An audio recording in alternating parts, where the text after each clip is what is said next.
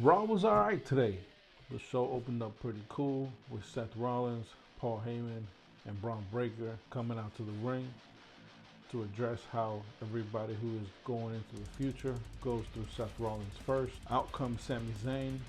Pretty random if you ask me. I was thinking Roman or CM Punk would come out. They basically give Sami Zayn an ultimatum to go to SmackDown and start getting into their business on Raw. So they give Sami some time until the end of the night to come to a decision. Then we had Rhea Ripley against Roxana Perez. The match was going pretty good. I enjoyed it, for real, for real. She was going alright until Julia comes out to the ring, and you already knew it was going to be some bullshit. So the match ends in a disqualification. Julia ends up going into the ring and hitting Rhea Ripley on an injured leg. Roxana Perez and Julia start beating up on Rhea Ripley when out comes Io Sky and basically tries to beat them up, but then she starts getting beat up. Typical. Then Rhea Ripley jumps back into the ring like, I'm gonna beat your fucking asses. And of course they cowered and scoured away. Rhea Ripley and Io Sky are standing there. This is gonna be such an obvious match to call. At Backlash, we're getting Rhea Ripley and Io Sky against Roxana Perez and Julia. Logan Paul comes out and starts talking about how, I don't even know what the fuck he was talking about, to be honest with you. I could care less.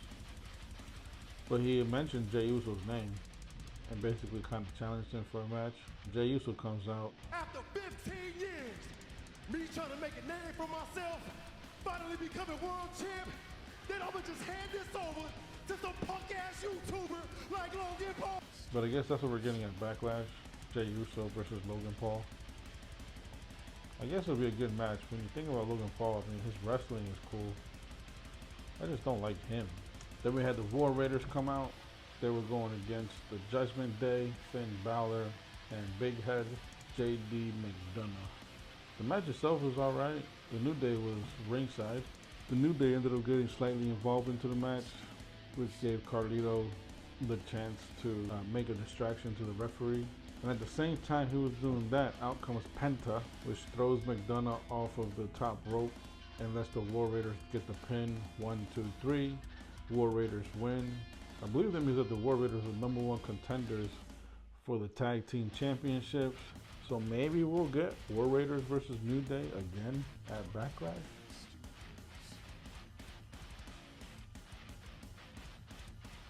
Becky Lynch comes out talking yippity yappity. Then Lyra Valkyria came out and like, I didn't really pay that much attention, man. Like, this part of the show was kind of boring. It was just a bunch of yelling and hollering. I mean, if you look at the crowd's reactions, they weren't really feeling this either. I'm not sure what to think about this storyline. I guess we'll wait and see if it gets any better. So far, it's not all that great. It's not cooking. But a match that did cook was Ivy Nile versus Stephanie Vaquer. Yeah, that was a good match. That was good. I like that. I mean, it was just that. I rate that match a 9 out of 10. I like it. Give me more. Now here's where things get interesting.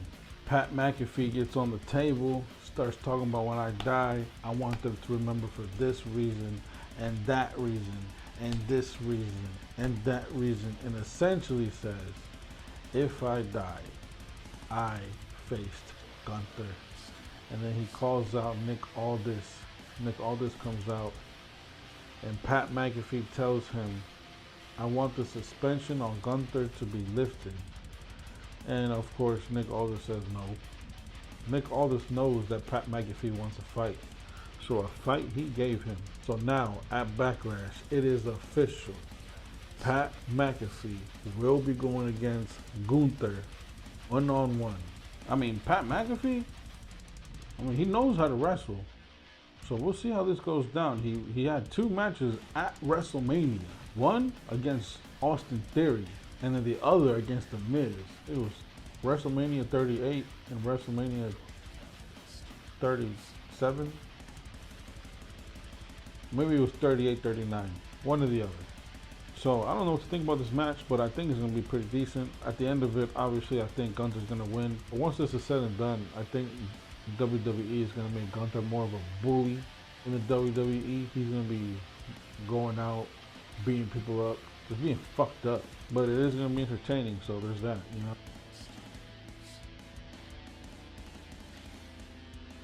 And then finally, we got Sami Zayn coming back out because he has a decision to make. Seth Rollins comes out to the ring by himself. Sami Zayn then comes out to the ring, basically asks Sami Zayn, what's your decision? Take the offer Paul Heyman gave you. Sami Zayn declines. So out comes Braun Breaker with Paul Heyman. At the beginning of the show, Braun Breaker came out in a suit. This time, he's coming out in wrestling gear. The main event was Braun Breaker versus Sami Zayn. It was a pretty decent match. It was alright. I give it a 7.5 out of 10 until the end. The end was pretty cool. Braun Breaker gives a spear to Sami Zayn, gives him another spear, throws him outside. Seth Rollins gives him a head nod, and out goes Braun Breaker around the ring, and boom!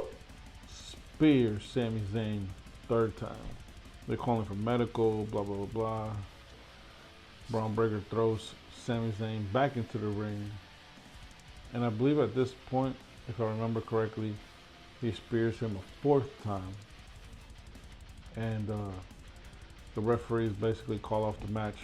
He can't keep going. While all the officials are all over Sami Zayn, trying to get him up, trying to get him up out of there, Seth Rollins backs himself up into a corner, twerks on Braun Breaker for a second, and then boom, proceeds to give Sami Zayn a curb stomp. So much for that empathy and compassion. And Rollins down.